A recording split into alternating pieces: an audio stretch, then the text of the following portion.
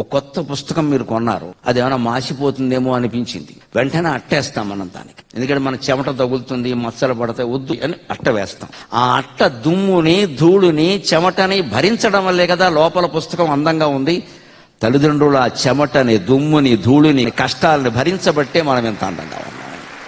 వాళ్ళు మీకోసం వ్యవసాయం చేస్తున్నారు, మీకోసం శీతోష్ణాలను భరిస్తున్నారు, మీకోసం జ్వరం వచ్చినా సరే కష్టపడుతున్నారు. నా బిడ్డ చదువుకుంటుంది, బాగుండాలి బాగుండాలి బాగుండాలి. ఇప్పుడు డబ్బులు కావాలి, మరి కష్టపడకపోతే అక్కడ రోజువారీ పళ్ళమ్ముకుని కాయలమ్ముకుని కూడా ఇక్కడ చదివిస్తున్నటువంటి తల్లిదండ్రులు ఉన్నారండి. ఎంత శ్రమ పడుతున్నారో ఆలోచించండి. అట్ట మగ్గిపోయి, మాడిపోయి, చెమట పట్టేసి, దుమ్ము ధూళి భరించబట్టే కదా ఈ పుస్తకం అందంగా ఉంది. తల్లిదండ్రులు అంత కష్టపడబట్టే కదా మనం ఇక్కడ సౌఖ్యాలతో ఉన్నాం. మీ తల్లిదండ్రులు ఆనందించే విధంగా ప్రవర్తించండి, మీ తల్లిదండ్రులు ఆనందించే విధంగా ప్రవర్తించండి. వాళ్ళకి మచ్చ తీసుకురాకూడదు ఎట్టి పరిస్థితుల్లో. తల్లి కన్నీళ్లు పెట్టింది అంటే జీవితం అంతా శాపం అయిపోతుంది.